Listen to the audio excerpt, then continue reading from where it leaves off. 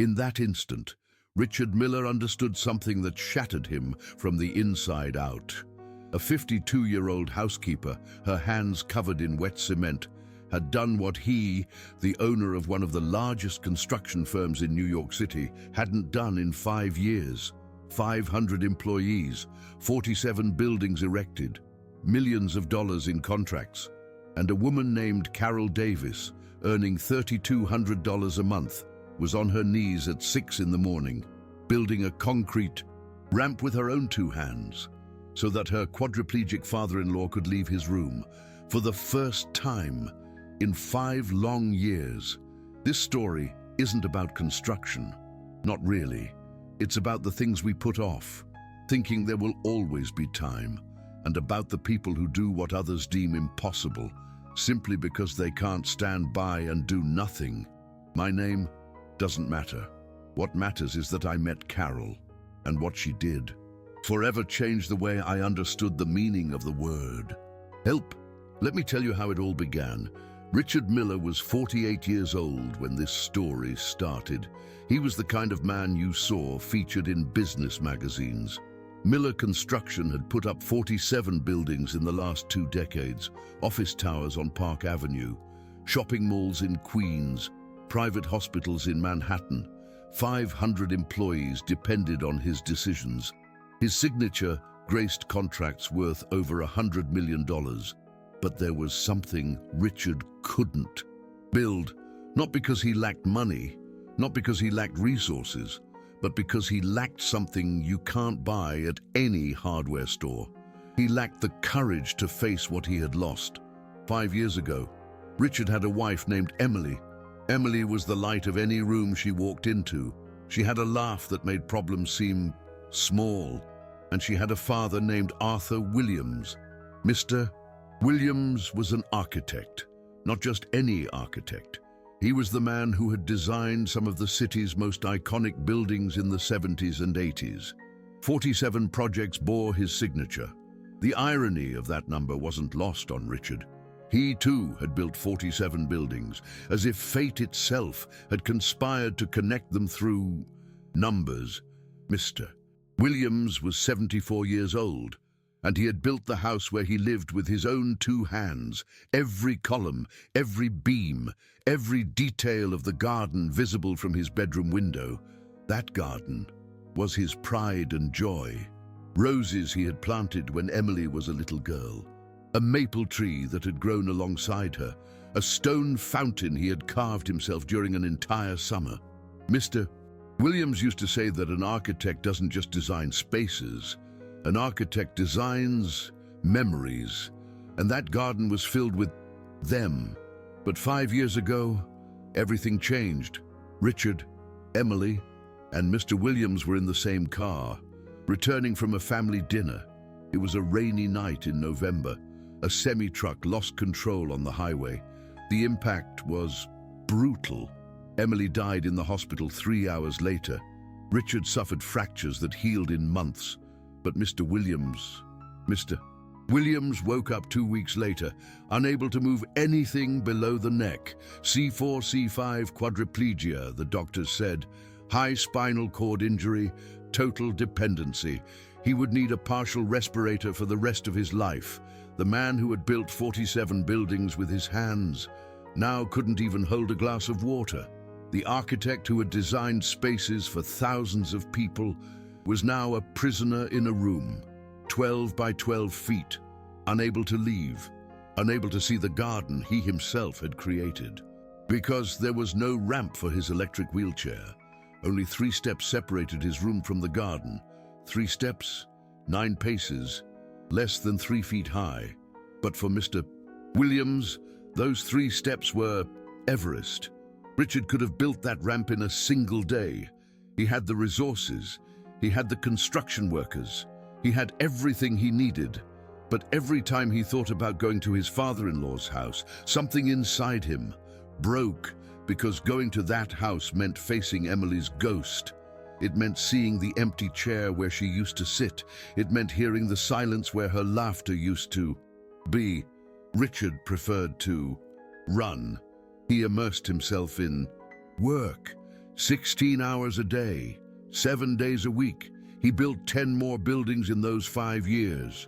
He won awards. He appeared in more magazines.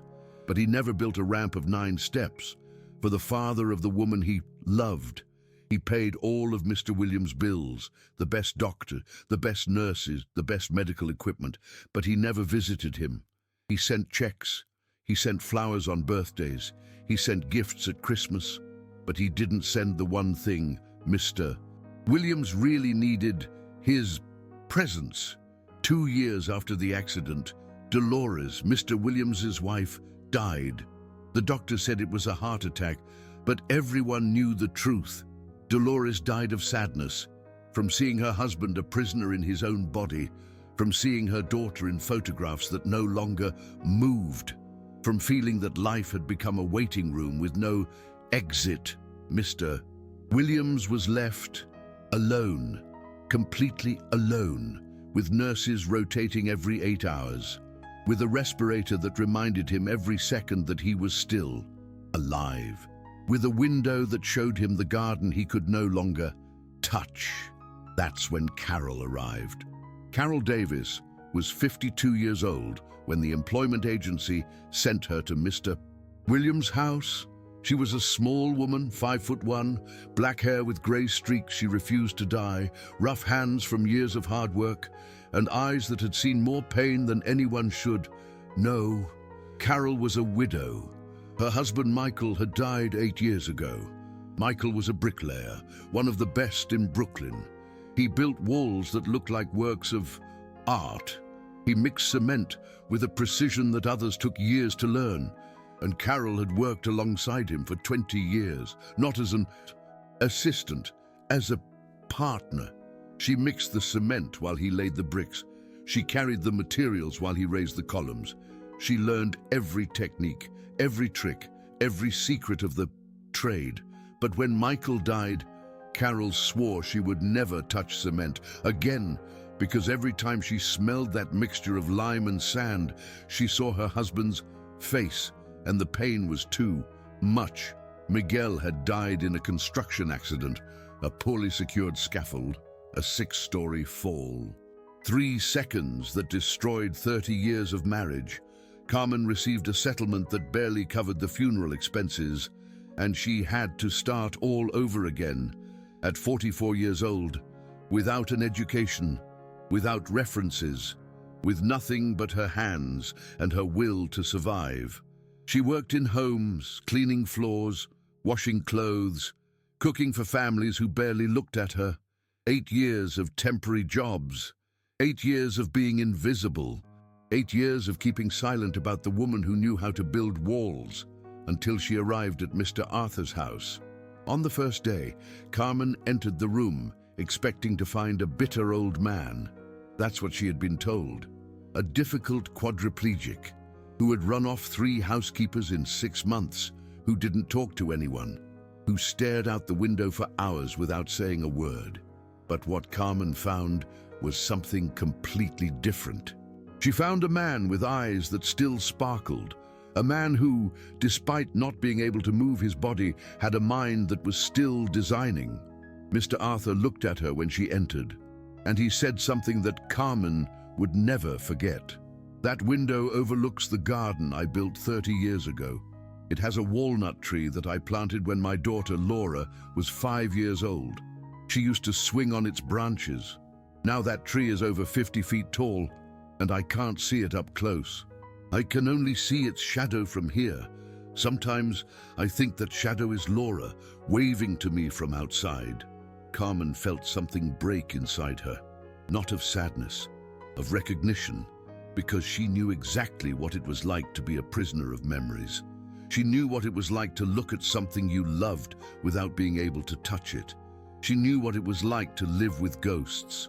From that day on, Carmen wasn't just a housekeeper. She became Mr. Arthur's silent companion. She arrived at 7 in the morning, prepared his breakfast exactly as he liked it: 2 scrambled eggs, no salt, freshly squeezed orange juice, toasted bread with butter, black coffee, 1 teaspoon of sugar. After feeding him, Carmen cleaned the room, but not like the other housekeepers. Carmen moved each object with care, because she knew that for Mr. Arthur, each object was a memory. The photograph of Laura on the nightstand, the rolled-up blueprints in the corner that he could no longer draw, the architecture trophy he had won in 1982. Carmen cleaned around the memories without moving them, and Mr. Arthur noticed. One day, after 3 months of work, Mr. Arthur asked her a question.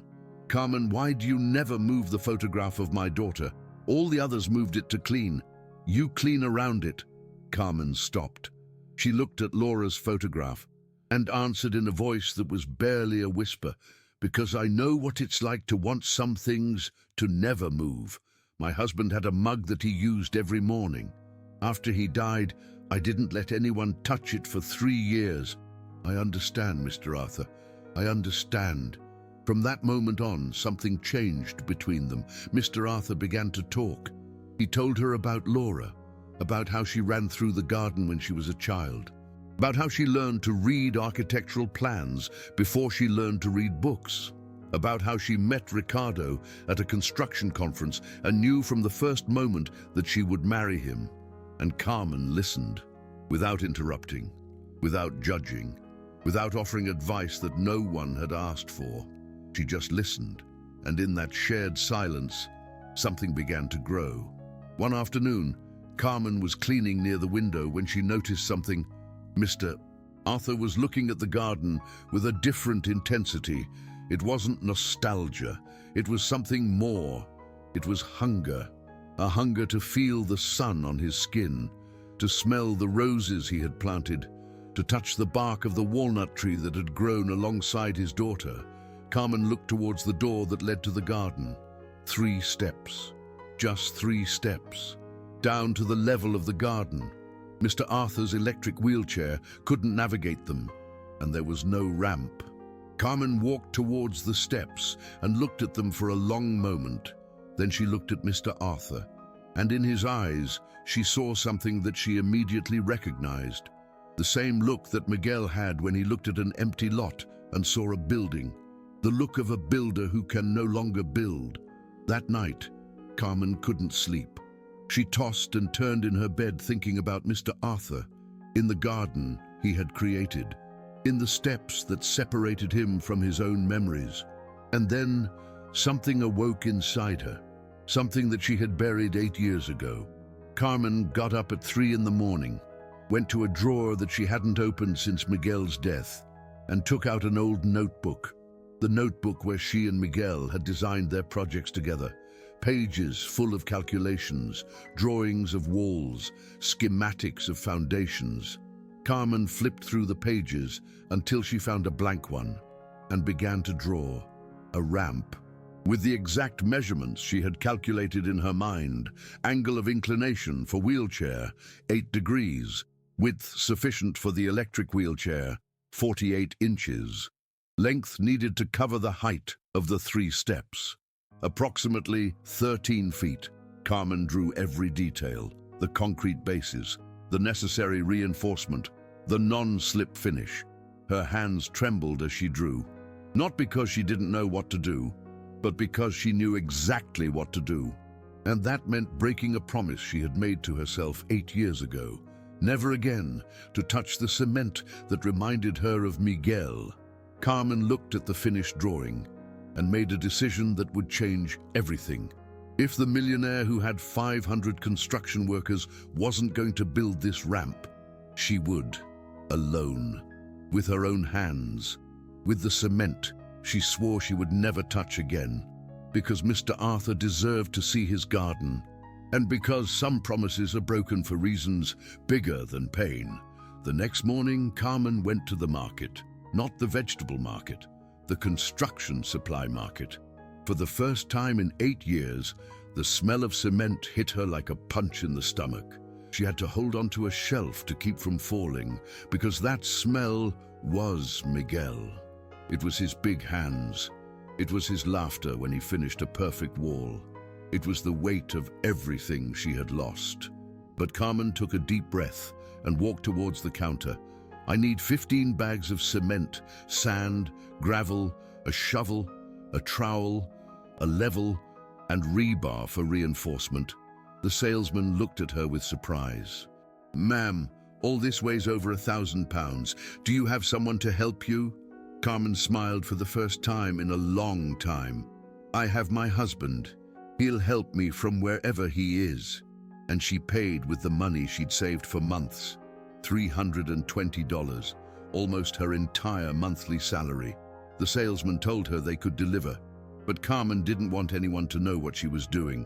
So she asked them to leave the materials in an abandoned warehouse near Mr. Arturo's house, a place where no one would ask questions. That same night, Carmen started transporting the materials, one bag of cement at a time, 45 pounds in each trip, 15 trips for the cement, 10 trips for the sand, 8 trips for the gravel. Carmen walked in the darkness carrying materials that weighed almost half her body weight, and no one saw her because people don't see housekeepers. We're invisible. We are the hands that clean, that cook, that care, but we're rarely the hands that build. Carmen was about to change that. The first day of construction was October 5th. Carmen arrived at 5 in the morning, 2 hours before her shift. Mr. Arturo was still asleep. The night nurses were finishing their rounds. No one noticed the small woman who walked toward the steps with a shovel in her hand. Carmen looked at the ground where she would build the ramp, and she felt Miguel's hands on hers, not physically, but they were there, guiding her, reminding her of every lesson. First, you mark the ground, Carmen. Then you dig the foundations. The secret to a good ramp is in what you don't see, in the foundations that no one notices. Carmen began to dig. The first day, she could only prepare the ground, removing the loose soil, marking the dimensions, calculating the depth of the foundations. When she finished, it was 6:45, 15 minutes before the day nurses arrived. Carmen hid her tools in a nearby bush, washed her hands quickly, and entered the house as if nothing had happened.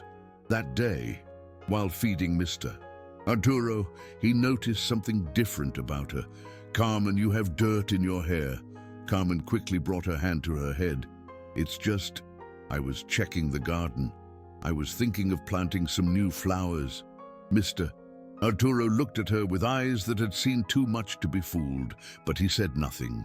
In the following days, Carmen established a routine. She woke up at 4:30 in the morning, arrived at the house at 5, worked on the ramp until 6:45, cleaned herself up and went inside to do her normal work. No one suspected a thing. Ricardo never visited.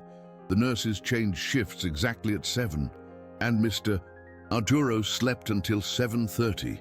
It was the perfect window, 1 hour and 45 minutes each day. Carmen calculated that she would need 30 days to finish. If it didn't rain, if she didn't get sick, if her 52-year-old body could handle it.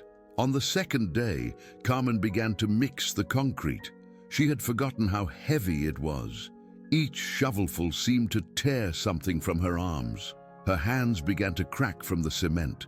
Her back protested with every movement, but Carmen didn't stop, because every time she felt pain, she looked toward Mr. Arturo's window and remembered his gaze when he spoke about the garden, the hunger to feel the sun, the yearning to touch the roses, the sadness of being so close and so far at the same time. By the end of the first week, Carmen had completed the foundations. 6 feet of solid base that no one could see, but that would support everything, like everything important in life. Her hands were destroyed, cuts, blisters, new calluses on top of old calluses. Ricardo came to the house once during that week, a Tuesday afternoon, just to check that the nurses' payments were up to date. He didn't go up to see Mr. Arturo. He didn't ask how he was. He just signed some papers and left. But before leaving, he noticed something. He looked at Carmen's hands. He saw the cement embedded in her nails, the cuts between her fingers. "What happened to your hands?" Carmen hid her hands behind her back. "Nothing, sir. I was cleaning the garden. There were a lot of stones." Ricardo nodded without paying too much attention and left in his luxury car. without knowing that the housekeeper who had served him coffee was building what he should have built 5 years ago.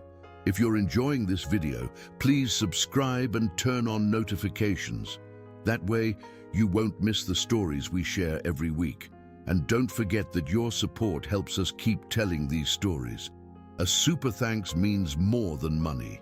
It means these stories of extraordinary people deserve to be heard. Now let me tell you what happened during the second week. The second week was when Carmen began to doubt, not her ability to build the ramp, but her right to do so. Because every time she mixed the cement, she heard Miguel's voice. Not the voice that taught her how to build, another voice. The voice of the last argument they had before he died. It had been a Saturday night. Miguel had come home late from work. He smelled of cement and sweat, and Carmen had confronted him. "You're always late. You're always tired. You always smell like construction. When are you going to get an office job? When are we going to live like normal people?" Miguel had looked at her with those eyes that always disarmed her. "Carmen, building is the only thing I know how to do well. My hands aren't made for papers. They're made for bricks. And one day, when I'm gone, you're going to understand that every wall I built was my way of telling you that I loved you." Carmen had gone to sleep angry that night. She didn't say, "I love you." She didn't give him a goodnight kiss. She just turned her back and closed her eyes. The next day, Miguel left for work early and never came back. The scaffolding gave way at 11 in the morning. Miguel fell 6 stories. He died in the ambulance before reaching the hospital.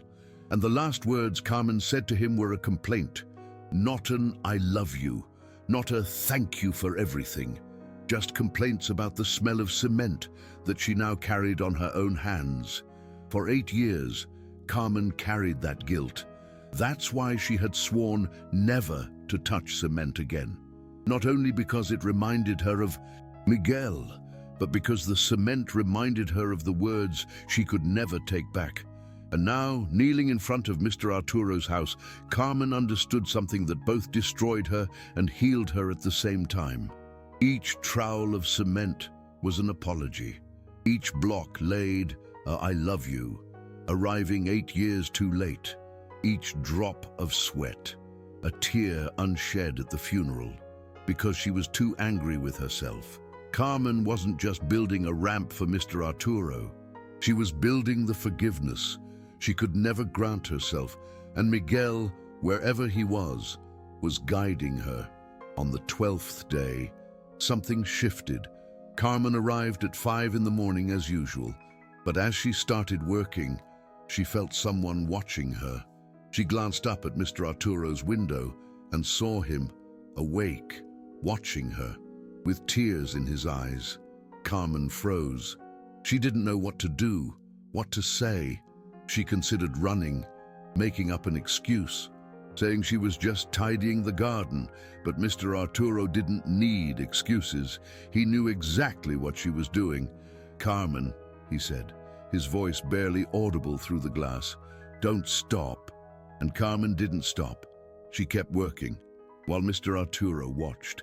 And for the first time in 30 days, she wasn't working alone. She had a witness, someone who saw her effort, someone who understood what each trowel of cement meant. From that day on, Mr. Arturo woke up early. By 5 in the morning, when Carmen arrived, he was already in his chair by the window. He couldn't help her physically, but he could watch her. He could nod. When she looked at him, he could smile. When she finished a section, and for Carmen, that was enough. It was more than enough. It was everything. The third week brought rain. 3 straight days of downpours that destroyed some of Carmen's work. The fresh concrete washed away. The foundations filled with water. Carmen had to drain, clean, and start again. She lost 5 days of work in a single day. That night, Carmen went home and wept. She hadn't cried like that since Miguel's funeral. She cried from frustration, from exhaustion, from the pain in muscles that no longer responded like they used to. She thought about giving up. 30 days was too optimistic. It was going to take 40, maybe 50, and her body wasn't going to hold up. But the next morning, when she arrived at Mr. Arturo's house, she found something that made her fall to her knees. Someone had put a tarp over the ramp under construction, a makeshift awning made with tarps and wooden poles, and under the tarp there was a note. "Carmen, I know what you're doing. Don't stop. I'm leaving you my old umbrella so you don't get wet. Your friend, Arturo." Mr. Arturo had asked the night nurse to help him. He couldn't move his hands, but he could move his will. He had given precise instructions on how to put up the tarp. He had donated his most prized umbrella, the one Laura had given him for his 70th birthday, and he had written that note with a pencil held between his teeth, letter by letter, word by word. It took him 3 hours to write 28 words, but he did it because Carmen wasn't the only one building something. Mr. Arturo was building too. He was building hope, something he hadn't felt in 5 years. Carmen picked up the note with trembling hands. She put it in the pocket of her apron and kept working. But now, whenever she felt like she couldn't go on, she touched the paper in her pocket and remembered that she wasn't alone. On the 20th day, the ramp was 30 feet complete, just 6 more feet to reach the garden level. Carmen had worked 300 hours. She had spent over $5,000 of her own money, money she didn't have, money she had borrowed from a neighbor, money it would take her months to repay. But every dollar invested was worth every cent, because Mr. Arturo was smiling now. Not that forced smile he put on when the nurses told bad jokes. He was smiling for real, with his eyes, with his soul, with every part of his body he could still feel. Carmen had given him something that Ricardo's money could never buy. She had given him a reason to wake up every morning, and that, in a man who had lost his daughter, his wife, and the use of his body, was a miracle. But miracles have a price, and the price for Carmen was her health. On the 22nd day, Carmen started coughing. At first, she thought it was the cement dust, but the cough wouldn't stop, and it was accompanied by chest pain. A night nurse saw her arrive one morning and was worried. "Mrs. Carmen, you don't look well. You should go to the doctor." Carmen shook her head. "I'm fine. It's just a cold." But it wasn't a cold. It was extreme exhaustion. Her 52-year-old body was giving way. She slept 4 hours a night. She ate once a day to save money for materials. She worked 18 hours a day between the ramp and her housekeeping duties. No body can handle that. Not even the body of a woman who had carried bricks alongside her husband for 20 years. But Carmen kept going, because there were only 8 days left. 8 days, and Mr. Arturo could go out into the garden. 8 days, and it would all have been worth it. On the 25th day, Carmen had to stop, not because she wanted to, but because her body gave her no choice. She was mixing cement when her knees simply buckled. She fell to the ground like a puppet without strings and couldn't get up. Mr. Arturo saw everything from the window. He shouted Carmen's name over and over, but she didn't respond. The morning nurse came running. She found Carmen unconscious next to the unfinished ramp, her hands covered in cement, her face as pale as the concrete she had mixed herself. They called an ambulance. Carmen woke up in the hospital 3 hours later. Severe dehydration, extreme physical exhaustion, early stages of pneumonia from exposure to the cold mornings. The doctor told her she needed complete rest, at least 2 weeks. No physical exertion, no work, just rest. Carmen listened to the instructions, nodded her head, and as soon as the doctor left the room, she started looking for her clothes. She couldn't stop now. There were 5 days left. 5 days, and the ramp would be ready. She wasn't going to stop for pneumonia. She wasn't going to stop for anything, but when she tried to get out of bed, a voice stopped her. Carmen. It was a voice she knew, a voice she had heard giving instructions to 500 employees, a voice that signed checks, but never visited. Ricardo Mendoza was standing in the hospital doorway with red eyes, with trembling hands, and an expression that Sarah had never seen on his face before. Guilt. Pure and absolute guilt. "Sarah, what have you done?" Sarah looked him directly in the eyes. "What you should have done 5 years ago, Mr. Thompson." Richard took a step back as if he'd been punched, because those words weren't an insult. They were the truth. And the truth, when it's finally heard, hurts more than any fist. Richard had received a call from the nurse that morning. At first, he didn't understand what she was talking about. The housekeeper fainted, building a ramp. What ramp? And then the nurse explained everything. 30 days of early mornings, 300 hours of work, $5,000 spent, all so that Mr. Davis could go out to the garden that he himself had designed 30 years ago. Richard hung up the phone and wept. He hadn't cried since Laura's funeral, but that day he cried like a child because he understood something that shamed him to the core. A housekeeper who earned $3,200 a month had done what he, with millions in the bank, never thought to do. Not because he couldn't, but because he didn't want to. Because it was easier to send checks than to face the pain. Because it was more comfortable building skyscrapers for strangers than building a ramp for the father of the woman he loved. Richard had failed. And a 52-year-old woman with the hands of a construction worker and the heart of a saint had unintentionally exposed him. Now, Richard was at the hospital, facing the woman who had taught him the true meaning of the word build. "Sarah, you need to rest." Sarah shook her head. 5 days left. The ramp isn't finished. Mr. Davis? Mr. Davis can wait 5 more days. No, he can't. Sarah's voice broke. You don't understand, Mr. Thompson. Every day that Mr. Davis spends in that room is a day less of life. He doesn't have time. I can rest when I'm dead. He needs to see his garden now. Richard was silent, because Sarah was right. Mr. Davis was 74 years old, C4, C5 quadriplegia, partial ventilator. The doctors had said that every year was a gift, and he had been unable to leave his room for 5 years. 5 years without seeing the garden he had created up close. 5 years waiting for someone to give him back a piece of heaven, and that someone had been a housekeeper, not the millionaire who could have done it with a phone call. Richard looked at Sarah and made a decision that would change everything. You're not going to finish that ramp, Sarah. Sarah opened her mouth to protest, but Richard raised his hand. You're not going to finish it because I'm going to. Tomorrow at 6 in the morning, 20 of my best construction workers are going to be at that house, and they're going to finish what you started in 2 days max. Sarah didn't know what to say. She could only nod, and for the first time in 30 days, she closed her eyes and truly rested, because someone else was going to carry the weight, at least for a moment. What happened in the next 2 days was something that no one in that neighborhood had ever seen.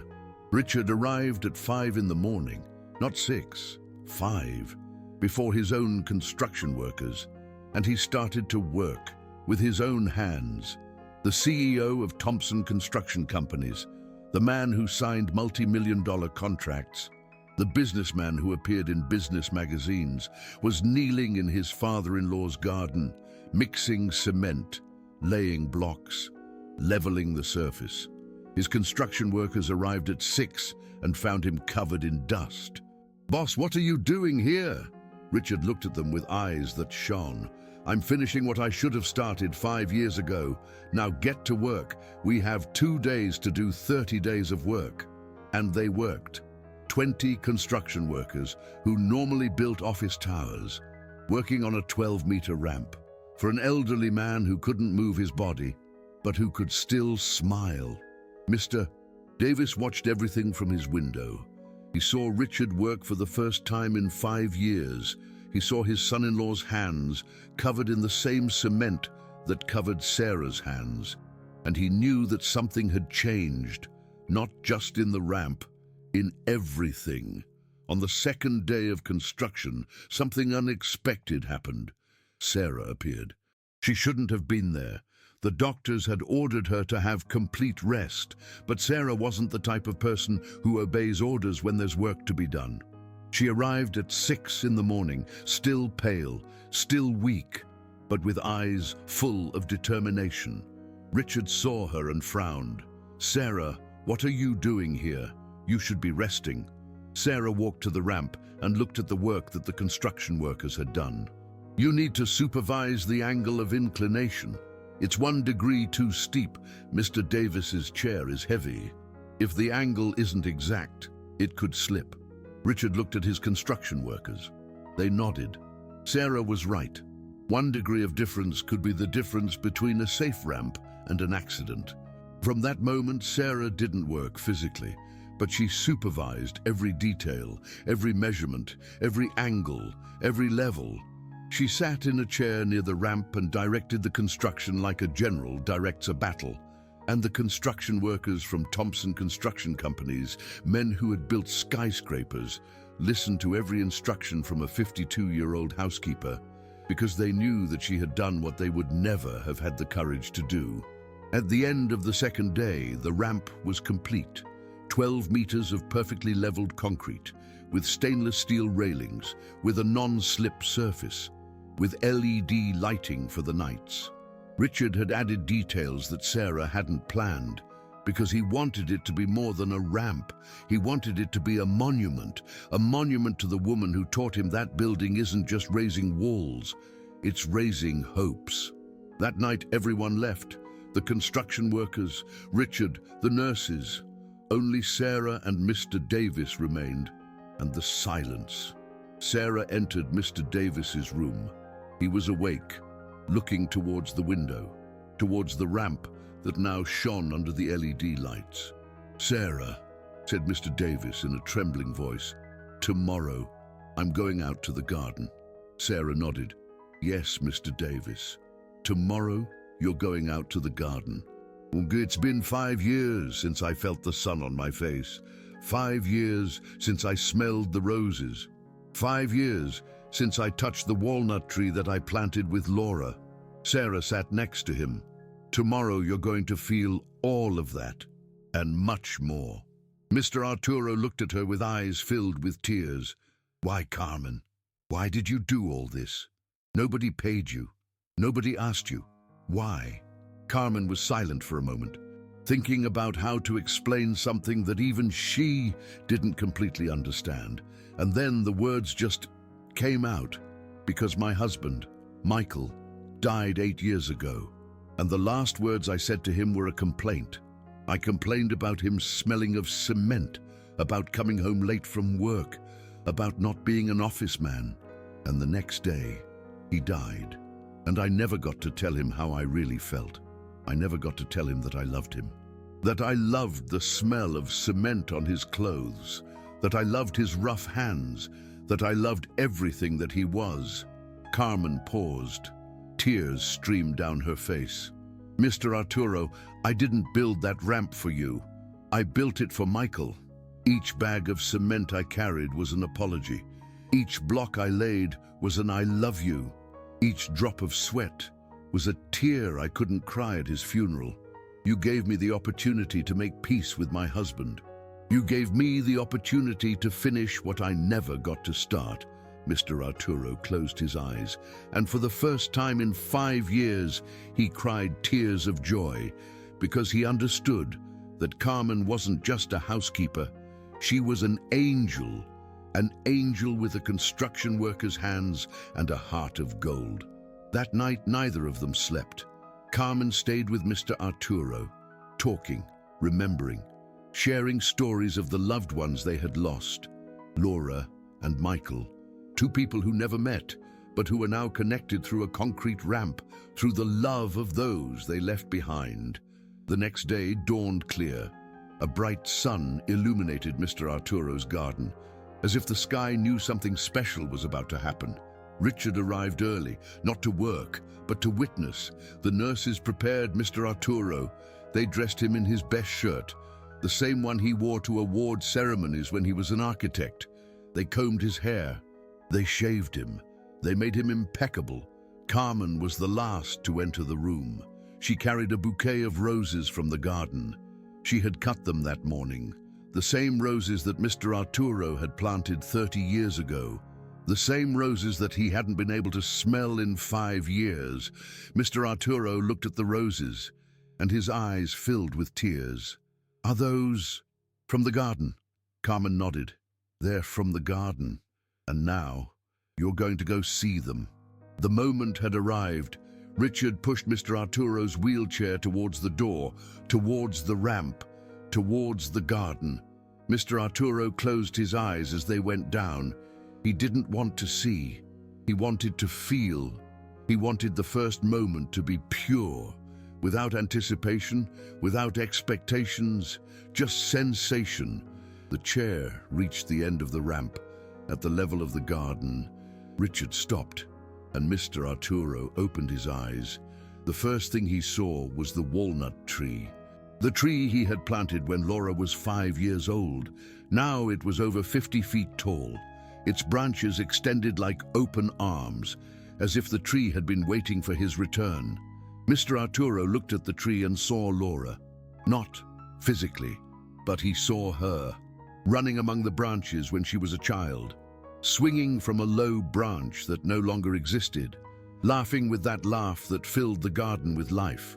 "Dad," Laura had said once, "this tree is going to be bigger than the house someday." And she was right. The tree now cast a shadow that covered almost the entire garden, a shadow where Mr. Arturo could rest, a shadow where he could remember, a shadow where he could feel that Laura was still with him. Richard pushed the chair towards the roses. Mr. Arturo tilted his head forward, as close as his stiff body would allow, and he breathed. The scent of the roses hit him like a wave. 30 years of memories in a single inhalation. Dolores planting rose bushes on their first anniversary. Laura cutting roses for her graduation. The garden full of flowers at Laura and Richard's wedding. Each rose was a memory. Each petal was a moment. Each aroma was a piece of life that he had thought was lost forever. Mr. Arturo began to cry, but not from sadness, from gratitude, from joy, from something that had no name because it was too big for words. "Carmen," Mr. Arturo said between sobs. "Come here." Carmen approached. Mr. Arturo couldn't move his arms to hug her, but he could do something else. He tilted his head forward and rested it on Carmen's shoulder, the closest thing to a hug that his body would allow. "Thank you, Carmen. Thank you for giving me back the heaven that I built myself." Carmen closed her eyes, and for the first time in 8 years, she felt that Michael was proud of her, from wherever he was, smiling, nodding, saying, "You did good, Carmen, you did good." Richard watched everything from a few feet back, with tears in his eyes, with shame in his heart, with a new purpose in his mind, because he understood that he had wasted 5 years. 5 years he could have shared with his father-in-law, 5 years of afternoons in the garden, 5 years of conversations under the walnut tree, 5 years of memories that he would now have to compress into the time that Mr. Arturo had left. Richard walked towards Mr. Arturo and Carmen. He knelt in front of the wheelchair and looked his father-in-law directly in the eyes. "Mr. Arturo, forgive me. Forgive me for not being here. Forgive me for sending checks instead of coming. Forgive me for building buildings for strangers while you were a prisoner in your own house. Forgive me for being a coward who preferred to run from the pain instead of facing it." Mr. Arturo looked at Richard and responded with words that no one expected. "There's nothing to forgive, Richard. Pain makes us do strange things. It paralyzed my body. It paralyzed your heart. But now we are here, the 3 of us, in the garden that Laura loved. And that's all that matters." Richard lowered his head. Tears fell to the grass, the same grass that had grown without him for 5 years. Mr. Arturo continued, "Richard, I want to ask you something. Not for me, for her." He looked towards Carmen. This woman spent everything she had to give me this moment. She spent her salary. She spent her health. She spent 30 days of her life. I don't want that to go unrewarded. I don't want her sacrifice to be in vain. Richard nodded. What do you want me to do? Mr. Arturo smiled. I want you to build ramps. Not for me, for everyone who is like me. Prisoners in their own homes, waiting for someone to give them back a piece of heaven. You have 500 construction workers. You have the resources. You have the power. Use it for something that matters. Ricardo looked at Carmen. Then he looked at Mr. Arturo. And finally, he looked at the walnut tree. The tree that Laura had loved. The tree that was now whispering something he couldn't hear, but could feel. Do it, Dad. Do it for me. Ricardo stood up. He wiped away his tears and said the words that would change everything. I'm going to create a foundation. It's going to be called Ramps of Dignity, and Carmen will be the director. If she accepts. Carmen's eyes widened in surprise. Me? But I'm just a housekeeper. I don't know anything about foundations. I don't know anything about managing. Ricardo shook his head. You know the most important thing, Carmen. You know what it means to build with your heart. You know what it means to sacrifice for someone who needs it. You know what it means to never give up when everything seems impossible. That's not taught in any university.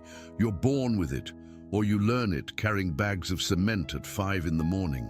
Carmen looked at Mr. Arturo. He nodded. Accept, Carmen. Accept and turn your pain into purpose, like I turn my paralysis into gratitude. Carmen remained silent for a long moment, thinking about Miguel, about the 8 years of guilt, about the 300 hours of work, about everything she had given and everything she had received, and then she said, yes, I accept, Mr. Ricardo, but with one condition, which is that the first ramp the foundation builds carries my husband's name, Miguel Delgado. The construction worker who taught me that to build is to love. Ricardo smiled. The first ramp will be called Miguel's ramp, and all the others will be built following the plans you designed, the same plans you used for Mr. Arturo, because those plans have something that mine will never have. What? They have soul. If you're enjoying this story, I invite you to subscribe and hit the notification bell. We share stories like this every week, stories of people who prove that love has no limits. And if you want to support this channel in a special way, consider sending a super thanks. Your support helps us continue telling these stories that deserve to be heard. Now, let me tell you what happened next.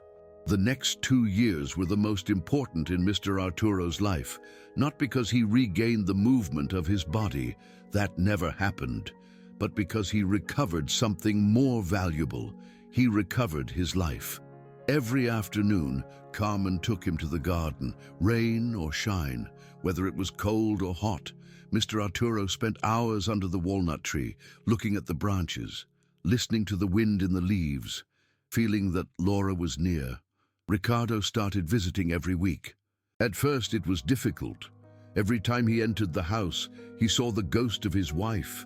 But over time, the ghosts turned into memories, and the memories turned into comfort. Mr. Arturo and Ricardo talked for hours about Laura, about Dolores, about the projects they had built together, about the mistakes they had made, about the lessons they had learned. One day, Mr. Arturo told Ricardo something he would never forget. You know, Ricardo, Laura loved you more than I've ever loved anyone in my life, and if she could see us now, sitting here, talking, laughing, crying together, she would be happy, because this is what she always wanted, for us to be a family. Even though she's no longer physically here, we still are. You, Carmen, and I. We're the family that Laura left behind, and as long as we stick together, she will never truly die. Ricardo didn't respond. He just nodded and continued looking at the walnut tree, the same tree where Laura used to swing as a child, the same tree that now gave shade to the three of them. The Ramps of Dignity Foundation became a reality 6 months after that day in the garden. Ricardo invested $10 million from his own pocket. He built offices near Mr. Arturo's house so that Carmen could be near him while she worked, and he hired 15 people to help her. But Carmen insisted that the construction workers be special. She didn't want ordinary workers. She wanted people who understood what it meant to build with their heart. So she went looking for them at construction material markets, at abandoned construction sites, at places where unemployed construction workers were hoping someone would hire them. And she interviewed them one by one. She didn't ask them how many years of experience they had. She didn't ask them what studies they had completed. She asked them something different. Have you ever built something out of love? Something that no one paid you to do? Something you did simply because you couldn't stand doing nothing? Those who answered yes were hired. The others were not. The first Ramps of Dignity project was for an 83-year-old woman in Brooklyn. Her name was Mrs. Esperanza. She hadn't been able to leave her apartment for 7 years because there was no elevator, and she lived on the 3rd floor. Her children visited her once a month. The nurses came and went, but she was alone, prisoner in 4 walls. Carmen personally went to supervise the construction, not of a ramp, of a system of ramps that connected her apartment to the street. It took 3 weeks. But when Mrs. Esperanza came down for the first time in 7 years, something happened. She stopped in the middle of the sidewalk. She raised her face to the sun and began to cry. She hadn't felt the sun on her face since her husband died. 7 years of darkness. And now, thanks to a concrete ramp, the sun was touching her skin again. Carmen hugged her and knew she had found her purpose. The second project was in Queens, a 12-year-old boy with cerebral palsy. His parents carried him every day to take him to school, going up and down stairs, fighting fatigue, fighting back pain, fighting a world that wasn't designed for people like their son. Carmen built a ramp in his house, and another at his school, and another in the park where his friends played. The boy, whose name was Diego, wrote a letter to Carmen. A letter she still keeps in the same drawer where she keeps Miguel's plans. Mrs. Carmen, Diego wrote in shaky handwriting, "Thank you for the ramps. Now I can go to school without my parents getting tired. Now I can go to the park without my friends having to carry me. Now I can be normal. Well, not normal, but more normal than before. You gave me wings, even if those wings are made of concrete." Carmen cried when she read that letter, and kept it next to Miguel's plans, because she understood that those blueprints weren't just technical drawings. They were the continuation of her husband's love. Each ramp she built was a wall that Michael never got to raise. Each family she helped was a project Michael never finished. Carmen wasn't alone. Michael was with her, in every bag of cement, in every block placed, in every life transformed. In the first 3 years, Ramps of Dignity built 500 ramps, 500 families who regained their freedom, 500 people who once again felt the sun, 500 stories of hope. Ricardo increased his investment, hired more construction workers, opened offices in Chicago and Los Angeles, and changed the policy of Mendoza construction companies. Now, 10% of all the company's projects were free ramps for low-income families. The shareholders protested at first, said it was a waste of money, that the ramps didn't generate profits, that he was wasting resources. Ricardo looked at them and said something that silenced them forever.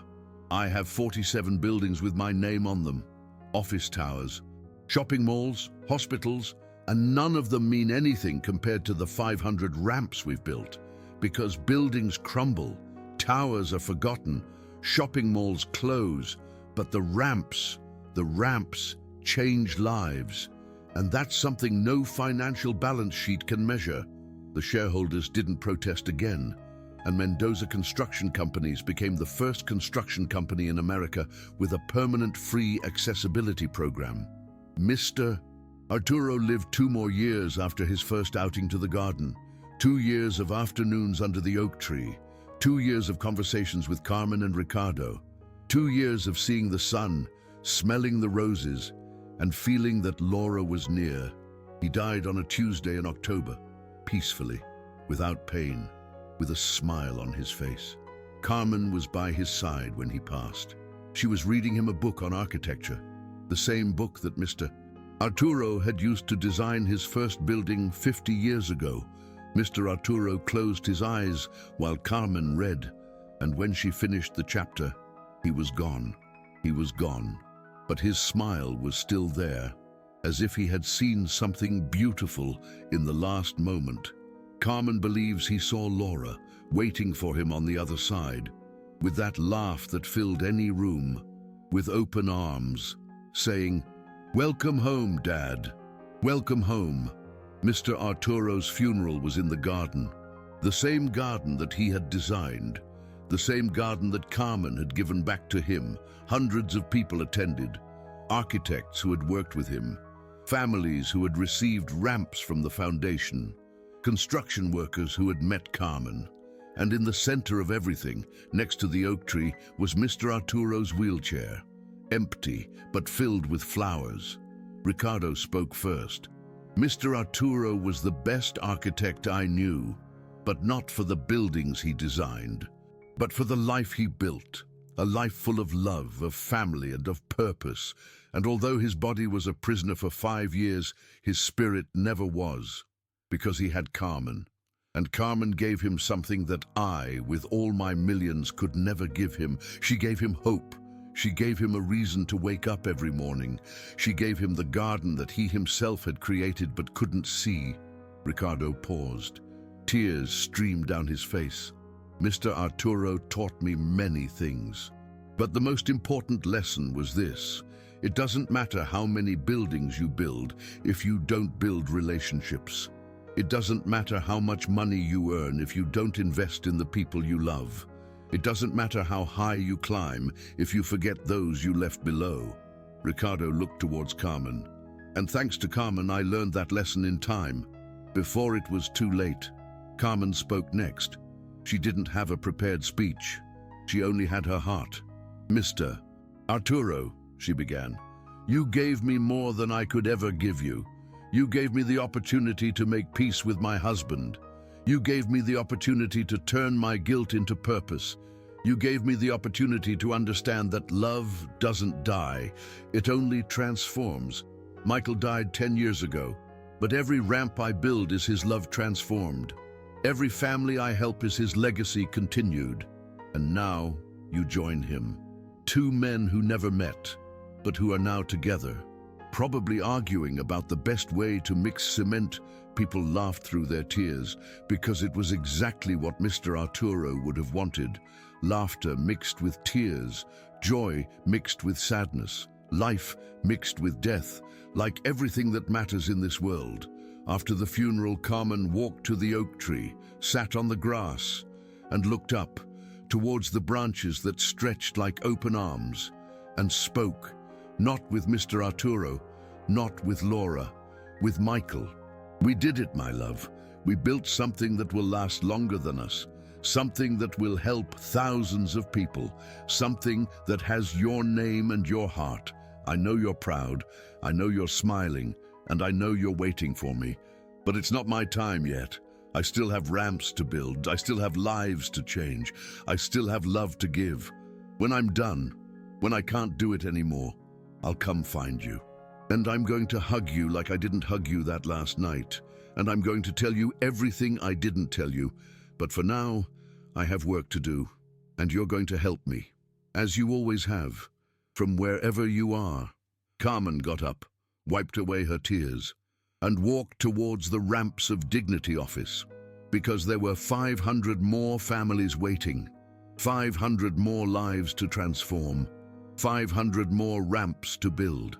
Today, 10 years after that first ramp, the Ramps of Dignity Foundation has built more than 5,000 ramps throughout America. Carmen is still the director.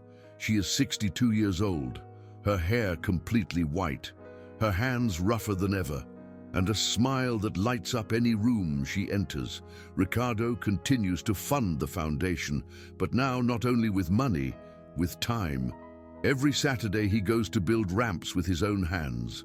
The CEO of one of the largest construction companies in America, kneeling on the floor, mixing cement, placing blocks, like Carmen did 10 years ago. The original ramp, the one Carmen built for Mr. Arturo, still exists. The house is now a museum. The Museum of Dignity, they call it. Thousands of people visit it every year to see the garden that Mr. Arturo designed, to walk on the ramp that Carmen built, to understand that love has no limits, not for lack of time, not for lack of money, not for lack of physical ability.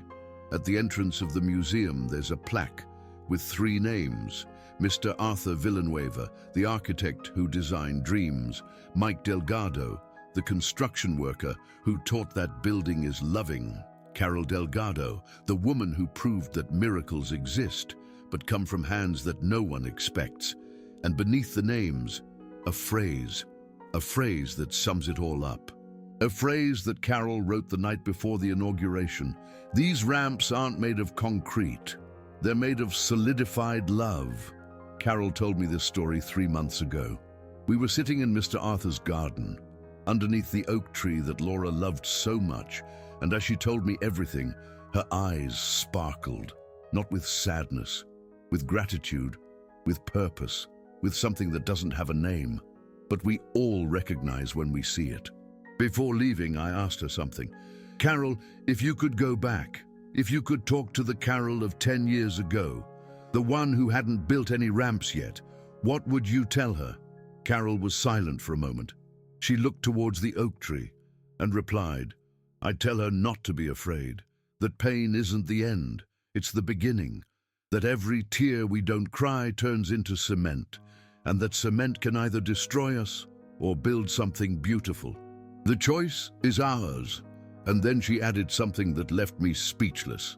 And I'd also tell her not to forget to say I love you to the people she loves, because we never know when it's going to be the last time. We never know when goodbye is going to be forever. I learned that lesson in the worst way possible, but now, every day, I tell everyone I care about that I love them. To Rick, to the construction workers, to the families we help, to Mike, even though he can't hear me anymore, because love that isn't expressed is love wasted, and I've already wasted too much. I stood up, I gave Carol a hug, and before leaving, I told her something she needed to hear. Carol, Mike hears you. Every time you say, I love you, he hears you, and he's proud. More proud than words can express. Carol smiled, a smile that shone brighter than the afternoon sun. I know, she said. I know. And that's the story of Carol Delgado, the housekeeper who built a ramp with her own hands, the widow who turned her guilt into purpose, the woman who proved that love can move mountains, or at least can build the path to get down them. If this story touched your heart, subscribe and turn on notifications. Every week we share stories of extraordinary people, people who remind us that kindness exists, that love has no limits, that miracles are possible. And if you want to support this channel in a special way, consider sending a super thanks. Your support allows us to continue searching for and telling these stories. Stories that deserve to be heard. Stories that make us better. Stories like Carol's. Thank you for staying until the end. See you in the next video.